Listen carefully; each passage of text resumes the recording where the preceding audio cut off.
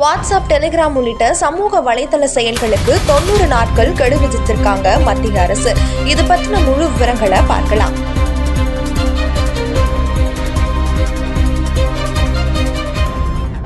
அதிகரித்து வரும் சைபர் குற்றங்களை கட்டுப்படுத்த மத்திய தொலைத்தொடர்பு துறை புதிய மற்றும் கடுமையான விதிகளை அறிவிச்சிருக்காங்க. இந்தியாவில் WhatsApp, Facebook, Instagram, Telegram, Snapchat போன்ற சமூக வலைதள செயல்கள் பயன்பாட்டில் இருந்து வந்துட்டு இருக்கு. இந்த சமூக வலைதள செயல்களை மொபைல் போன்ல பதிவிறக்கம் செய்யும் போது சிம் கார்டு அவசியம் அப்படின்னு சொல்றாங்க. இதன் பிறகு சிம் கார்டை அகற்றினாலோ அல்லது சிம் கார்டு செயலிழந்து விட்டா கூட செயல்களை தொடர்ந்து பயன்பாட்டுல இருக்கும். சமூக வலைதள செயல்களை பயன்படுத்தி இணைய வசதி மட்டும் போதும். இந்த வசதி சைபர் குற்றவாளிகளுக்கு ஒரு வாய்ப்பாக அமைச்சிருக்கு.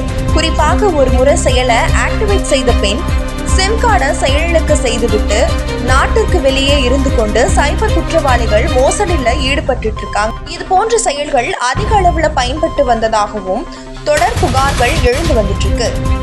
எனவே மொபைல் போன்ல ஆக்டிவேட் செய்யக்கூடிய சிம் கார்டு இருந்தால் மட்டுமே வாட்ஸ்அப் உள்ளிட்ட செயல்களை பயன்படுத்த முடியும். சிம் கார்டு இல்ல அப்படின்னா சமூக வலைதள செயல்கள் தானாகவே செயலிழந்து விடும் அப்படின்னு மத்திய தொலைத்தொடர்பு துறை புதிய விதிகளை அறிவிச்சிருக்காங்க.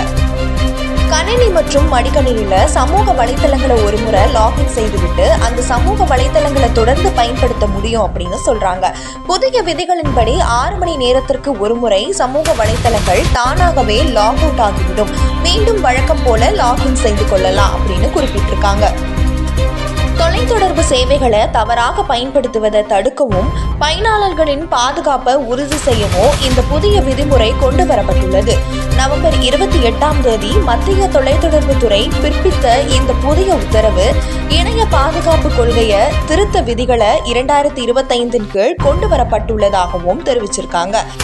இதன்படி இந்தியாவில் தகவல் பரிமாற்ற செயல்கள் என்று சொல்லப்படுகிற வாட்ஸ்அப், டெலிகிராம் போன்ற செயல்களை இணைக்கப்பட்டுள்ள எண்ணின் சிம் கார்டு பயனாளர்களின் டிவைஸ்ல கட்டாயம் ஆக்டிவேட்டில் இருப்பதை அனைத்து நிறுவனங்களுக்கும் 90 நாட்களுக்குள் உறுதி செய்யப்பட வேண்டும் அப்படின்னு சொல்லியிருக்காங்க.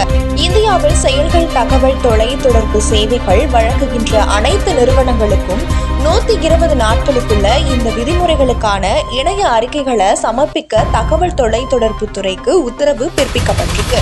அவ்வாறு சமர்ப்பிக்காத பட்சத்துல தொலைத்தொடர்பு சட்டம் 2023 படி கடுமையான நடவடிக்கை எடுக்கப்படும் என்று மத்திய அரசு எச்சரித்திருக்காங்க. இந்த மாதிரி சமூக ஊடகங்கள்ல ரொம்பவே இணைஞ்சிருக்கக்கூடிய உங்களுடைய நண்பர்களுக்கு இந்த வீடியோவை ஷேர் பண்ணுங்க.